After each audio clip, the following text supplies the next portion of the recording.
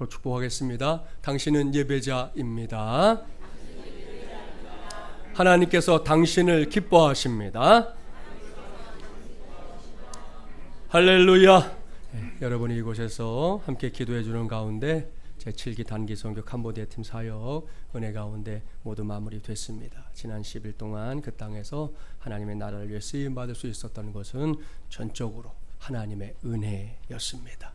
아침에 눈을 뜨면서부터 또 저녁에 잠자리에 들 때까지 하나님의 은혜가 아닌 것이 없었습니다.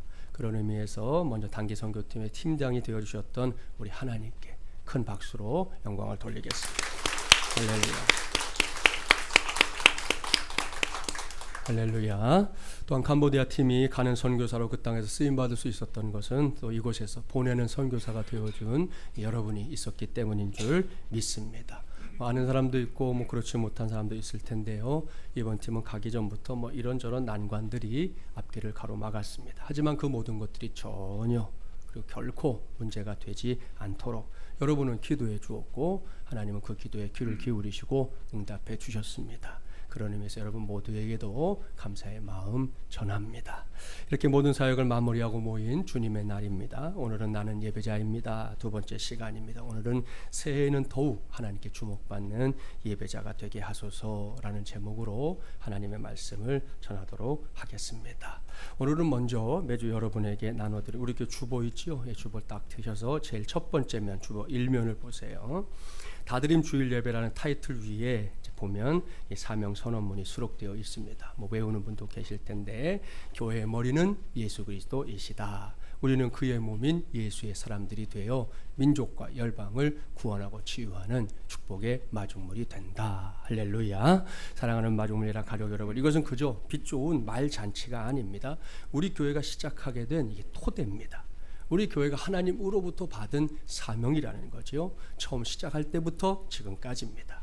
이 자리에 우리가 교회가 처음 시작될 때 함께했던 사람들이 있는가 하면 그렇지 못한 사람들도 있는데요. 상관없습니다. 언제 마중물예람 호에 올라탔든 간에 이것이 사명이라는 것만큼은 부인할 수 없기 때문입니다. 그러니 우리가 함께 주님의 몸된 교회를 섬기면서 그냥 섬기는 성도는 없기를 바랍니다.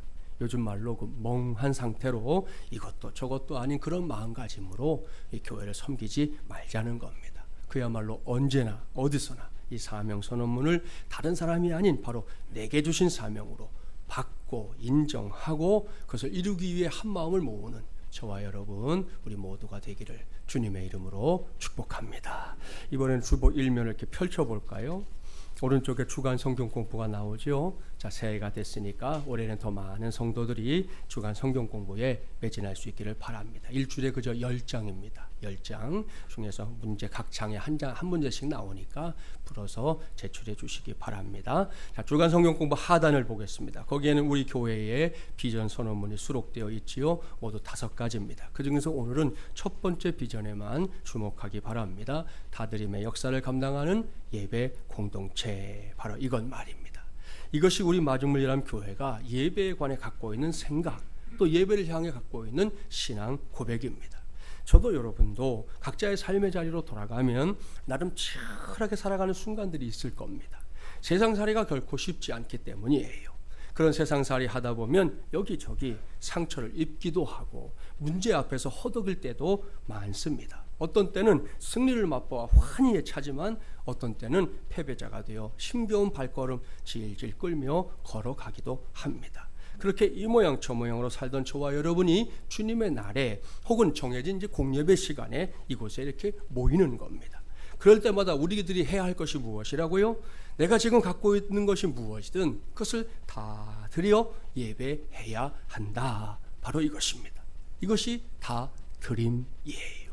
좋고 아름다운 것만요? 아닙니다. 물론 그런 것들을 하나님께 다 드리는 거 귀한 일입니다. 목사로서는 늘 소원하는 바입니다. 하지만 우리의 인생이 꼭 그럴 수 있는 게 아니라는 거 이미 다 아시잖아요. 이것이 명백한 사실이기 때문에 상처도 문제도 아픔도 고통도 다 드리는 겁니다. 그래야 할 때 예배의 주인 되시는 하나님께서 우리 각자에게 가장 필요한 것들로 역사하실 줄 믿습니다. 이렇게 다 드려서 하나님을 예배하는 것, 이것이 우리 공동체가 예배를 향해 갖고 있는 분명한 비전이에요. 이를 명심하고 나는 예배자입니다. 이러한 큰 주제로 시작된 2020년 올 한 해를 살아가면서 우리 모두가 교회의 비전을 나의 현실로 체험하며 살게 되기를 주님의 이름으로 축복합니다. 지난 1월 첫 주일에 저는 예배 그것이 알고 싶다라는 제목으로 하나님의 말씀을 전했습니다. 그때 여러 가지를 말씀드렸는데요. 그 중에 하나, 예배는 보러 가는 것이 아니라 드리러 가는 것이다. 기억나시죠? 옳습니다. 저와 여러분은 이 예배에서 결코 관객도 아니고 배우도 아닙니다. 이 예배의 주인은 오로지 삼위일체 하나님이십니다. 그리고 우리 모두는 삼위일체 하나님을 예배하는 예배자들인 줄 믿습니다. 오늘도 이것을 꼭 명심하기 바랍니다. 다음으로 제가 예배를 생각할 때마다 품게 되는 예배 신학이 한 가지 더 있어요. 질문해 볼게요. 자, 좋은 예배가 좋은 예배자를 만들까요? 좋은 예배자가 좋은 예배를 만들까요? 1번, 좋은 예배가 좋은 예배자를 만든다. 2번, 좋은 예배자가 좋은 예배를 만든다. 몇 번일까요? 2부만 답을 듣게 하고 1, 3부는 답을 빨리 했어요. 빨리 하셨어요. 그렇습니다. 정답은 2번입니다. 결론은 이것이에요. 좋은 예배가 좋은 예배자를 만드는 것이 아니라 좋은 예배자가 좋은 예배를 만든다. 옳습니다. 지금 우리가 사는 시대를 가리켜 멀티미디어 시대 이렇게 부르잖아요. 이러한 시대적인 변화는 예배 현장에서도 확인됩니다. 오디오 시대에 있었어요. 라디오를 중심으로 우리가 듣는 데 익숙했던 오디오 시대에는 교회를 찾아오는 사람들이 가장 중점에 두었던 것이 담임 목사의 설교였습니다. 사람들이 자기가 섬길 교회를 결정할 때 소위 말씀이 좋은 곳, 그곳을 자신이 정착할 교회로 삼는 게 그때는 상식이었단 말입니다. 그러나 비디오 시대를 거쳐 멀티미디어 시대로 불리는 요즘은 좀 달라졌어요. 물론 설교자의 메시지는 오늘날에도 결코 무시할 수 없습니다. 강단에서 선포되는 메시지에 사람들을 움직일 만한 뭔가가 있어야 되겠지요. 그러나 그것만으로는 좀 부족하다는 거예요. 담임 목사의 설교를 포함해서 예배 전체가 예배자들에게 어떻게 보이고 어떻게 느껴지는가, 어떤 영적인 감동을 주고 있는가, 이런 것들이 예배에서 매우 중요한 이슈가 되고 있는 시대입니다. 감사하게도 그동안 우리 교회는 이 상가교회라는 단점에도 불구하고 예배에 참석했던 사람들로부터 여러 모양의 간증과 고백을 들어왔습니다. 지금은 이렇게 2층에서 예배하고 있지만 4층을 대예배실로 사용할 때 그 시절을 아시나요?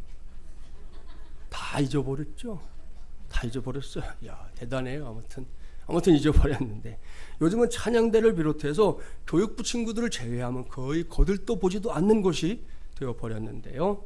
엘리베이터도 없는 그곳에 어느 날 새벽에 처음 보는 사람이 턱 와서 앉아있는 거예요. 하루나 끝날 분도 있지만 어떤 분은 이틀, 사흘, 일주일, 한 달, 심지어 2년 이렇게 새벽을 함께 깨우다가 우리 마중물예람의 가족이 된 사람들이 여럿이에요. 주일도 마찬가지입니다. 처음 보는 사람이 예배당에 나타납니다. 저는 우리 교인 중에 누군가를 통해 오게 됐는지 당연히 묻지 않겠어요? 그랬더니 그냥 왔다는 거예요. 이 근처에 와서 이제 일하게 됐는데 주일을 지키기 위해서 찾아왔다는 겁니다. 주소를 받아뒀다가 주중에 찾아가 봤더니 아주 희한한 고백을 하는 거예요. 당시에 저 419탑 이 건너편 한 골목 뒤쪽에 일터가 있었는데요. 거기서 여기까지 내려오는 동안 교회가 단 하나도 보이지 않더라는 거예요. 여러분, 이게 얼마나 이상한 말인지 아시죠? 오늘 예배 후에 당장 1층에 딱 내려가서 주변을 살펴보세요. 이 주변에 교회가 얼마나 많은지 아무리 눈이 나쁜 분들도 금방 확인할 수 있어요. 그런데 그 성도가 저 위에서 여기까지 걸어 내려오면서 예배 드릴 교회를 찾았는데요. 그냥 내려온 게 아니고 찾았다니까요. 예배 드릴 어디 가서 예배 드리지 하고 교회를 찾았단 말입니다. 그랬는데 도무지 교회가 보이지 않더라는 거예요. 그렇게 해서 온 곳이 우리 교회. 그것도 이제는 여러분이 내가 산을 향하여 눈을 들리라. 그러나 들어가서 앉기 좋은 곳은 2층 예배당이여라. 이런 심정으로 그저 바라보기만 하고 있는 그 4층에 올라와서 첫 예배를 드렸어요. 그날의 예배는 말 그대로 은혜였습니다. 목사가 인사까지 하고 돌아가는데 또다시 희한한 일이 벌어졌어요. 여기도 교회, 저기도 교회. 아니 교회가 이렇게 많았나? 이상하네. 아까는 정말 없었는데. 그런 마음으로 일터로 돌아갔다는 거예요. 제가 신방을 갔더니 이 이야기를 쭉 하면서 목사님, 제가 앞으로 마중물 예랑교회 성도가 돼서 교회 잘 섬기겠습니다. 그렇게 다짐했는데요. 그 성도는 2020년 1월 현재까지 그 다짐을 그대로 실천하고 있는 중입니다. 할렐루야. 사랑하는 마중물 예랑 가족 여러분, 보십시오. 우리가 드리는 예배가 얼마나 중요한지 말입니다. 이런 고백을 가진 사람들이 정말이지 한둘이 아니에요. 최근에 교회 온 새가족도 얼마나 예배 드리기를 사모하는지, 그동안 이제 주일 예배 당연히 이제 드리는 거였다가 오후 예배도 잘 드리더니 최근에 또 갑자기 새벽에 나타나기 시작했어요. 새벽에 요 앞자리 우리 이경훈 집사 앉아있는 그 자리쯤에 앉아가지고 매주 새벽을 깨우는 새벽 용사가 된 새가족이 있어요. 여러분, 그런 사람들이 한둘이 아닌 거예요. 마중물 예랑교회 담임 목사인 저는 앞으로도 우리 교회에 등록하는 새가족들 가운데 우리 교회에서 드렸던 예배를 통한 감동이 등록의 이유가 되었습니다. 이렇게 고백하는 사람들 더욱 많아지게 되기를 간절히 소원합니다. 아울러 여러분도 담임 목사와 같은 소원을 품고 하나님 앞에서 함께 예배하는 예배자들이 되기를 바랍니다. 그런 의미에서 다시금 말씀드리는 거예요. 좋은 예배가 좋은 예배자를 만드는 것이 아니라 좋은 예배자가 좋은 예배를 만든다. 할렐루야. 오늘 이 시간 이것을 마음판에 단단히 새기는 저와 여러분이 되기를 바랍니다. 그래서 오늘의 말씀처럼 2020년 새해에는 저와 여러분이 우리가 드리는 예배가 하나님의 주목을 받을 수 있는 그런 예배, 그런 예배자들이 되기를 주님의 이름으로 간절히 축원합니다. 이러한 사실을 전제하고 이제부터는 오늘 주신 말씀 속으로 들어가 보겠습니다. 이 말씀 변화산 사건이라는 이름으로 알려져 있습니다. 예수님께서 한 산에 올라가셨습니다. 그곳에서 변화된 모습을 보여주셨는데요. 본문 1절과 2절 말씀 함께 봉독해 보겠습니다. 엿새 후에 예수께서 베드로와 야고보와 형제 요한을 데리시고 따로 높은 산에 올라가셨더니 그들 앞에서 변형되사 그 얼굴이 해같이 빛나며 옷이 빛과 같이 희어졌더라. 아멘. 바로 앞장인 마태복음 16장 21절 이하를 보면 예수님께서 제자들에게 장차 있게 될 이 십자가 사건, 그러니까 예수님께서 온 세상의 죄를 다 짊어지고 십자가 달려 죽게 될 것을 예언하시는 말씀이 기록되어 있습니다. 이것은 제자들로서는 결코 쉽게 받아들일 수 없는 말씀이었어요. 수제자였던 베드로 어떻게 했는지 아시죠? 그는 예수님께 결코 그와 같은 일이 일어나선 안 됩니다. 아주 이렇게 강변하기까지 했어요. 근데 예수님의 생각은 단호했습니다. 사탄아, 내 뒤로 물러가라. 너는 나를 넘어지게 하는 자로다. 내가 하나님의 일을 생각하지 아니하고 사람의 일을 생각하는도다 하고 책망하십니다. 이거 모르게 몰라도 예수님께서 남겨놓은 말씀 중에 상당히 센 말씀 중에 하나일 거예요. 따라서 이 말씀을 직접 들은 베드로를 앞에다 두고 사탄아, 내 뒤로 물러가라 이러셨으니까 식겁했을 거예요. 예수님은 그렇게 베드로의 무지함을 꾸짖으셨고 제자들에게 십자가의 길을 직접 가르쳐 주셨습니다. 그러고 나서 오늘의 본문이에요. 성경은 그로부터 엿새가 지났다 그랬습니다. 예수님께서 높은 산에 올라가셨어요. 이 산이 어떤 산인지 정확히 알지는 못합니다. 성경학자들의 주장에 따르면 타볼산이다, 헬몬산이다 하는 주장이 있지만 어느 것도 정확하게 결정된 것은 없습니다. 그래서 우리는 이 산을 그냥 변화산 이렇게 부릅니다. 왜냐? 그 산에 올라가신 예수님께서 성경의 기록처럼 제자들이 보는 앞에서 일시적으로 변화되셨기 때문입니다. 성경을 직접 보세요. 주님의 얼굴이 하늘에 떠있는 태양과 같았다 그랬습니다. 주님의 옷 역시 눈이 부셔서 볼 수 없을 정도로 희어졌습니다. 이것은 예수님께서 장차 있게 될 자신의 부활과 영광을 제자들에게 예고하신 사건이지요. 그러니 이게 무슨 말씀입니까? 주님께서 장차 자신에게 일어날 죽음만 말씀하신 게 아니라 죽음 이후에 얻게 될 하늘 영광까지 제자들에게 알려주려 했다는 거예요. 참 우리 예수님은 배려가 참 크신 분이다 알 수 있어요. 자신이 세상을 떠난 뒤에도 제자들이 지나친 절망에 빠지지 않도록 주님은 각별한 은혜를 베풀어 주셨던 겁니다. 그런데 오늘 이 시간 저의 관심은 그러한 변화산 사건의 의미에 있지 않습니다. 여러분도 마찬가지여야 합니다. 오늘 제가 그리고 여러분이 이 말씀을 보는 관점의 핵심 포인트, 그것은 다른 것이 아니라 예배입니다. 그렇습니다. 2000년 전 변화산에서 일어났던 이 부활의 예표도 사건 속에서 보이는 예배의 현장이 따로 있는데요. 그 예배의 현장이 오늘 우리의 관심사가 되어야 한다는 거예요. 이런 관점에서 이 말씀을 살펴보면 거기에 우리 모두가 하나님께서 주목하시는 예배자가 되는 길, 그 올곧은 길이 다 들어있습니다. 이제부터 하나씩 찾아보겠습니다. 첫 번째로 우리가 하나님께서 주목하시는 예배자가 되는 길, 반드시입니다. 구별된 시간과 공간에서 드려지는 예배 속에 있습니다. 본문 1절 말씀 다시 한번 봉독해 볼까요? 엿새 후에 예수께서 베드로와 야고보와 그 형제 요한을 데리시고 따로 높은 산에 올라가셨더니 아멘. 이 말씀 중에서 엿새 후에 데리시고 따로 높은 산에 올라가셨더니 이 말씀을 주목하십시오. 참으로 귀한 말씀입니다. 보십시오. 예수님께서 사랑하는 제자들에게 하늘의 영광을 보이신 곳, 그곳은 평범한 삶의 자리가 아니었습니다. 옳습니다. 일상의 시간이 아니라 특별한 시간이 필요했습니다. 또한 흔한 장소가 아니라 구별된 장소가 필요했습니다. 이것이 우리가 꿈꾸는 다드림의 예배, 성령과 함께 호흡하는 예배, 신령과 진정으로 드려지는 예배, 또한 하나님께서 주목하시는 예배자들이 드리는 예배의 첫 출발점인 줄 믿습니다. 제가 이렇게 말씀드리면 혹 이런 반문하는 성도가 있을 수 있긴 해요. 목사님, 예배는 삶이라고 했는데 꼭 그렇게 정해진 시간과 공간 강조해야 합니까? 그렇게 물을 수 있잖아요. 그 물음에 대한 저의 첫 번째 대답은 물론이지요 입니다.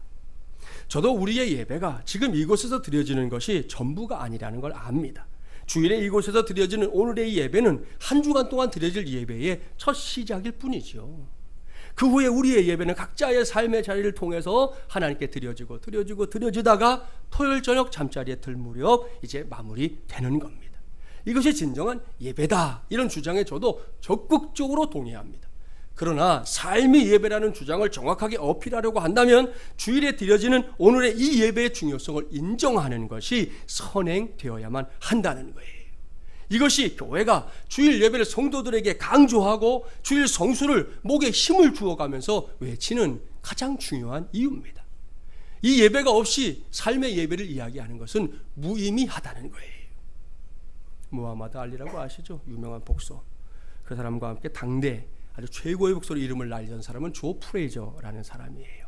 이 사람도 권투를 매우 잘했는데 권투만 잘한 게 아니라 말도 잘했어요. 그가 남긴 명언 가운데 이런 말이 있습니다. 챔피언은 링에서 되는 것이 아니라 다만 링에서 인정받을 뿐이다 그랬습니다. 우리는 이 말의 의미를 잘 생각해야 합니다. 복서들이 하나같이 꿈꾸는 게 뭐예요? 챔피언 되는 거예요. 그 챔피언 벨트 하나 허리에 두르기 위해서 많은 복서들이 지금도 피땀을 흘리고 있습니다. 그들을 향해 조 프레이저가 단언하는 거예요. 그 길에는 결코 우연이 없다고 말입니다. 물론 가끔 럭키펀치 하나로 자신이 챔피언이 될 수 있으리라 꿈꾸는 사람은 있을 거예요.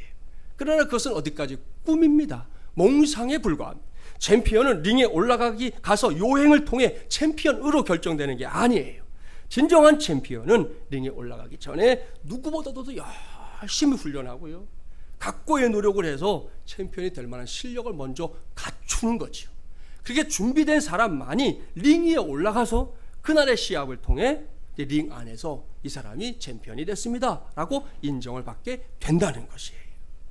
이것은 우리의 예배 생활에도 그대로 적용됩니다. 오늘날 예수를 믿는다는 사람들 가운데 많은 사람이 여기에 있는 김 목사도 포함해서 믿는다고 말은 하면서도 그 믿음으로 세상을 이기며 사는 법을 따르지 않습니다. 단순히 승리자가 되고 싶다는 소망은 있어요. 조그만 것도 아니에요. 엄청나게 큰 소망이 있어요. 그런데 그 소망을 위해 할 일이 있다는 사실을 망각하고 있습니다. 고작 그 정도 준비만 해놓고 겁없이 막 세상에 뛰어드는 거예요. 마치 챔피언이 되고 싶다는 소원만 가지고 아무런 훈련도 되지 않은 그 몸으로 링에 뛰어드는 아주 무모한 복서와 같이 말입니다. 사랑하는 마중물 예랑 가족 여러분, 종종 말씀드렸어요. 세상이 그렇게 호락호락 하던가요? 세상이 그 정도의 준비만으로 감당할 만하던가요? 아니에요. 결코 세상은 그렇게 만만하지 않습니다. 저 세상은 우리가 요행이 무언가를 이룰 수 있는 그런 공간이 아닙니다. 마치 철옹성처럼 단단하고 엄청난 거대한 성곽과 같아요. 따라서 진정한 승리자, 진정한 챔피언이 되고자 한다면 성경에 말씀하는 중요한 진리에 먼저 귀를 기울여야 합니다. 저와 여러분이 오늘도 자신의 삶 속에서 승리를 맛보며 살기를 원한다면 그 링 위에 올라가기 전에 자신의 모습을 철저하게 점검해야 한다는 말씀이에요. 과연 내가 저 세상이 감당치 못할 믿음으로 준비된 사람인지 점검해 보세요. 하나님에 대한 절대 신뢰와 믿음이 다른 사람 말고 내 안에 있는지 점검해야 합니다. 시시하게 입술로만 하나님 믿습니다, 이렇게 해서 될 일이 아니에요. 그 고백에 상응하는 믿음이 요구됩니다. 그 고백을 어떤 상황에서도 믿고 따를 수 있는 준비가 되어 있어야 한단 말입니다. 또한 내가 하나님 앞에서 기도로 준비된 가운데 세상을 향해 걸음을 떼고 있는지 이것도 점검해야 합니다. 무엇보다 오늘 우리 교회 안에서 드려지고 있는 이 예배를 통해 예배의 감격을 경험하고 그 안에서 하나님의 능력을 내가 덧입고 있는지 점검하십시오. 오늘 청년대가 찬양, 귀한 찬양 해주었는데요, 그 찬양의 고백이 그냥 찬양대가 부르는 노랫가락이 아니라 이 찬양이 나의 고백이구나, 지금 내 귀에 들려질 뿐만 아니라 내 영혼을 흔들고 있구나, 그런 준비가 내 안에 되고 있냐는 거예요.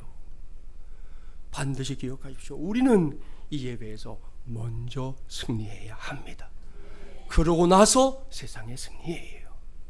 이를 위해 우리의 예배는 한 번뿐인 우리의 인생 속에서 정확하게 구별된 시간과 공간을 통해 하나님께 드려져야 하는 겁니다. 그리할 때 우리 모두는 천사도 흠모하는 예배를 드리는 진정한 예배자가 될 줄 믿습니다. 두 번째로 우리가 하나님께서 주목하신 예배자가 되는 길, 오직 예수만 드러나는 예배 속에 있어요. 본문 8절 말씀 함께 봉독해 볼까요? 8절입니다. 제자들이 눈을 들고 보매 오직 예수 외에는 아무도 보이지 아니하더라. 아멘.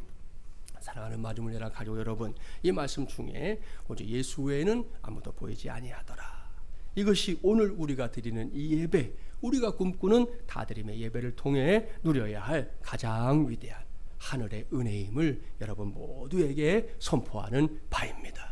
여기서 변화산 사건 한번 둘러볼까요? 분명히 변화산 위에는 예수님만 계셨던 건 아니에요.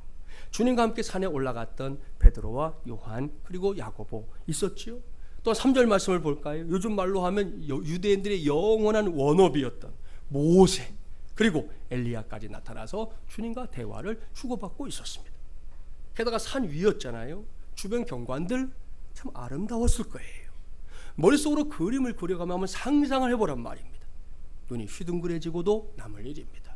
신비롭고 황홀하지요. 우리가 이런 현장에 있었다 한번 가정해 봅시다. 어땠을까요? 아마도 가슴이 쿵쾅거리며 뛰었을 거예요. 이번에 단기팀 가서 예배하는 시간마다 경험한 게 그런 거거든요. 현지에 있는 어린이들, 어른들과 함께 예배하면서, 특별히 이번에 순월 평화교회는 사진도 제가 올려드렸지만 제가 지금까지 그곳에 방문한 이래로 제일 많은 아이들이 모였어요. 도대체 예배당 안에 어디 운신할 곳이 없어가지고 우리 장로님이 밀리를 찾아라 여기서 비유하셨던데, 이게 어디 나가서 찍을 수가 없으니까 앉은 채로 강단 위에서 이렇게 사진을 찍은 거고 우리 팀원들도 각자 앉으라고 그런 거예요. 아무튼 많은 사람들이 모여서 함께 기뻐하며 예배하는 그런 시간들 통해서 함께 참여했던 팀원들은 이 가슴에 쿵쾅거리는 그 감동을 다 온몸으로 느끼고 온 것이죠. 얼굴은 흥분해서 홍조를 띠고요, 입술은 뭔가를 말하고 싶은데 말문이 막히네 떠듬거리고 있었을 겁니다. 신앙생활 하면서 이런 경험 많이도 말고요, 딱 한 번만 제대로 있었다면 우리 중에 그 누구도 팀이하게 신앙생활 할 사람 없을 겁니다. 틀림없습니다. 그러나 성경이 이 모든 것 중에서 으뜸으로 꼽고 있는 것은 따로 있습니다. 다른 그 무엇과 잠깐의 비교도 없이 곧바로 으뜸을 꼽고 있는데요, 그것은 바로 예수 그리스도입니다. 그렇습니다. 변화산 위에서 어떤 일이 일어났든 간에 설사 천지가 뒤집어지는 일이 일어났다 해도 가장 중요한 것은 예수님입니다. 그곳에서 벌어졌던 모든 일들이 오로지 예수님을 증거하고 예수님의 영광만을 드러내는 통로가 되고 있었다는 말씀입니다. 본문 5절 말씀도 보세요. 하늘에서 음성이 들렸죠. 이는 내 사랑하는 아들이요 내 기뻐하는 자니 너희는 그의 말을 들으라 그랬습니다. 여러분 들으셨죠? 하늘에서 들려온 하나님의 음성조차도 예수님을 위한 예수님의 정체성을 드러내는 음성이었습니다. 결국 변화산에서 일어났던 모든 사건이 하나같이 예수님을 향하고 있었다는 건데요, 이것이 우리가 꿈꾸는 다드림의 예배여야 합니다. 오로지 예수 그리스도만이 드러나는 예배, 오로지 예수 그리스도만을 만나는 예배 말입니다. 저는 우리 교회에서 드려지는 모든 예배가 반드시 이런 예배가 되기를 주님의 이름으로 간절히 축원합니다. 당장 우리의 예배도 한번 들여다보세요. 예수님께 집중하는 것을 돕는 도구들이 많습니다. 여러 종류의 악기들, 오늘 찬양대의 아름다운 찬양, 예배위원들의 섬김, 이제는 매우 익숙해진 영상 장비에 이르기까지 이 모든 것들이 우리의 예배를 돕고 있잖아요. 말 그대로 이 모두가 반드시 예배 안에서 예수 그리스도를 드러내는 일을 위해서만 쓰이기를 바랍니다. 결코 단 한순간도 예배를 방해하는 도구가 되어서는 안 된다는 거 우리가 기억해야 하는 겁니다. 찬송가 288장, 여러분도 잘 아는 찬송인데요, 1절과 3절만 한번 불러볼게요. 예수를 나의 구주 삼고 성령과 피로써 거듭나니 이 세상에서 내 영혼이 하늘의 영광 누리도다. 이것이 나의 간증이요 이것이 나의 찬송일세. 나 사는 동안 끊임없이 구주를 찬송하리로다. 그 안에 기쁨 누림으로 마음의 풍랑이 잔잔하니 세상과 나는 간 곳 없고 구속한 주만 보이도다. 이것이 나의 간증이요 이것이 나의 찬송일세. 나 사는 동안 끊임없이 구주를 찬송하리로다. 할렐루야. 3절을 주목해야 합니다. 세상과 나는 간 곳 없고 구속한 주만 보이도다. 할렐루야. 여러분, 이것이 예배의 자리에서 우리 모두가 꼭 체험해야 할 위대한 은혜입니다. 이 찬송가를 지은 이의 고백 기억하세요. 세상 살면서 나름대로 귀하게 여겼던 것들 많아요. 물질일 때도 있고 명예, 자존심, 믿음의 연륜, 기타 등등 많지요. 그런데 그 모든 것이 정말로 아무것도 아니라는 것을 깨닫는 그 순간 주님만 보이더라. 그걸 깨닫는 순간 눈앞에 있었던 모든 게 다 사라지고 주님만 보이더라. 그 이름을 내가 부를 수 있는 것이 얼마나 놀라운 은혜인지를 알게 되더라. 그걸 찬송으로 노래하고 있는 거예요. 저는 이것이 예배라고 생각합니다. 우리가 꿈꾸는 예배, 이러한 은혜로 충만한 예배여야 한다고 분명히 믿습니다. 예수 그리스도만 보이는 예배, 우리의 구주 예수 그리스도만 높아지는 예배 말입니다. 예수 그리스도만 만나고 예수의 말씀에만 집중하는 예배 말입니다. 우리의 예배가 이런 예배가 될 때 장담할 수 있습니다. 우리 모두가 말로 다 할 수 없는 신령한 은혜를 그 예배를 통해 맛보게 될 줄 믿습니다. 세 번째로, 우리가 하나님께서 주목하시는 예배자가 되는 길, 예배자 한 사람 한 사람이 세상을 품는 사람들로 세워지는 예배 속에 있어요. 보면 9절 말씀 함께 봉독해 볼까요?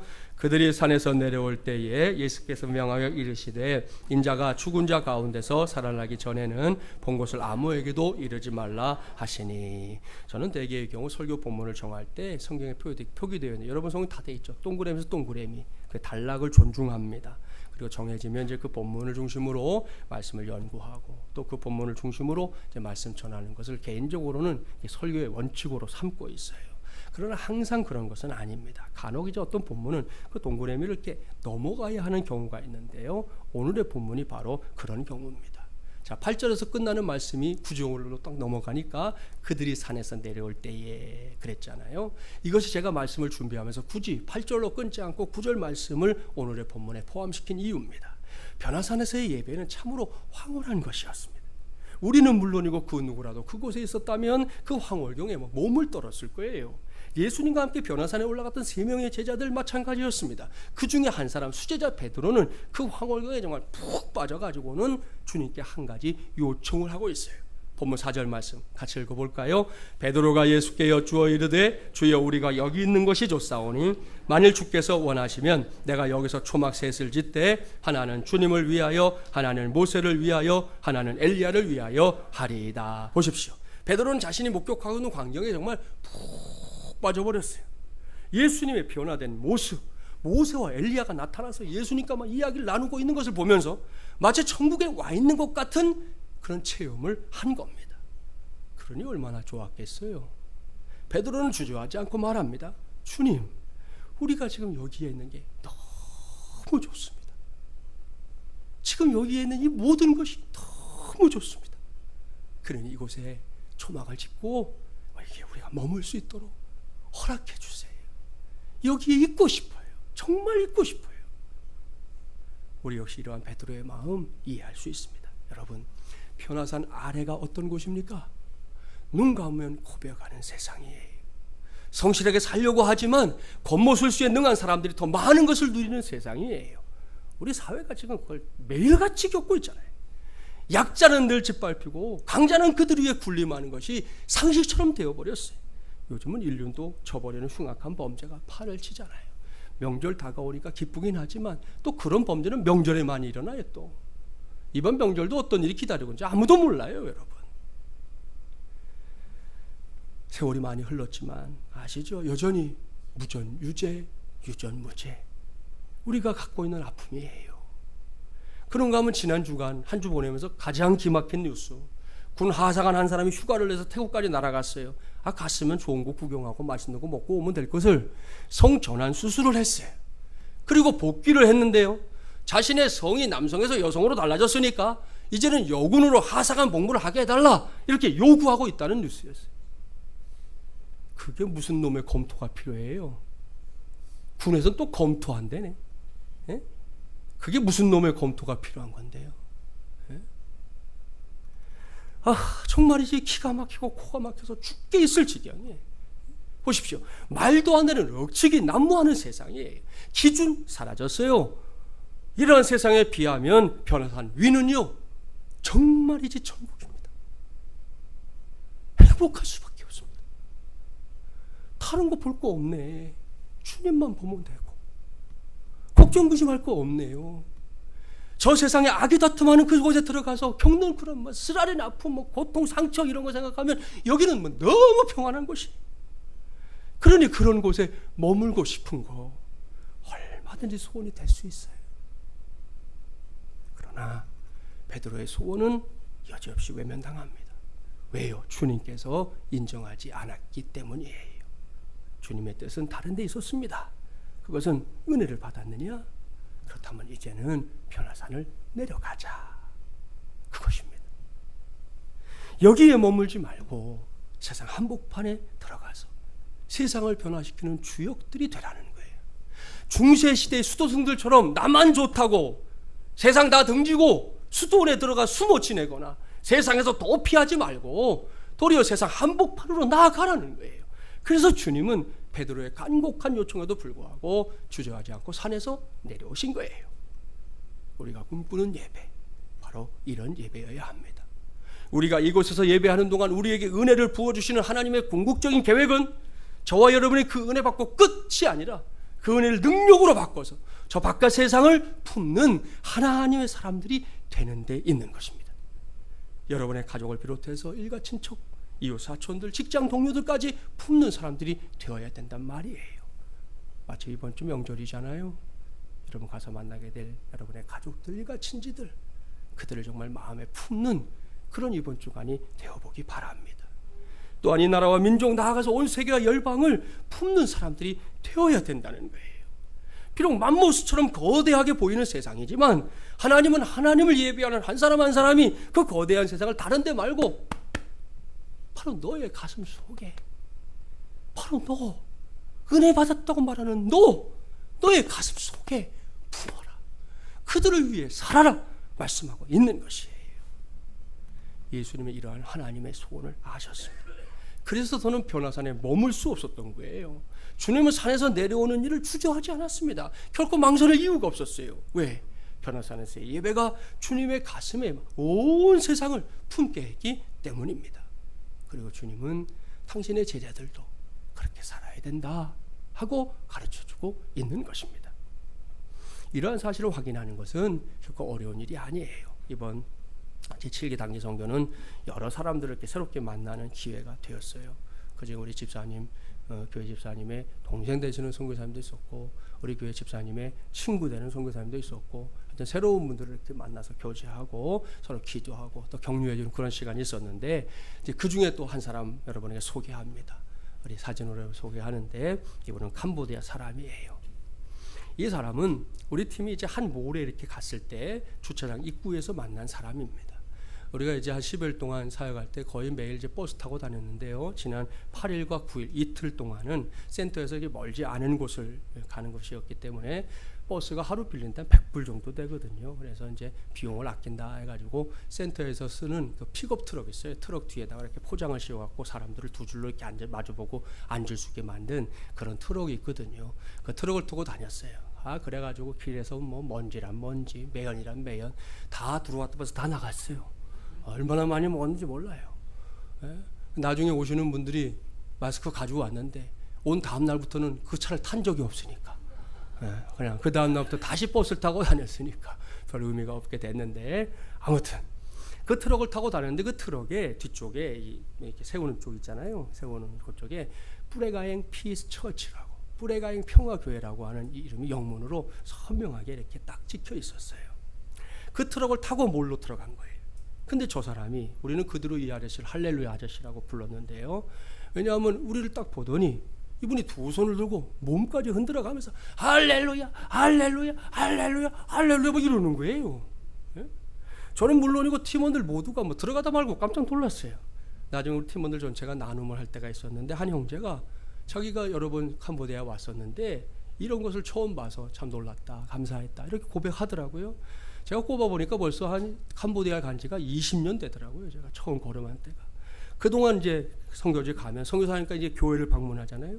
방문하면 뭐 소수이긴 하지만 그래도 그곳은 그리스도인들이 있으니까 뭐 할렐루야, 뭐 아멘 이런 인사로 서로 축복하기도 하고, 지난주에 칼럼 제목처럼 뿌레아 예수 스롤란네야, 예수님은 당신을 사랑하십니다. 그런 축복의 인사 뭐 주기도 하고 받기도 하고 많이 했죠.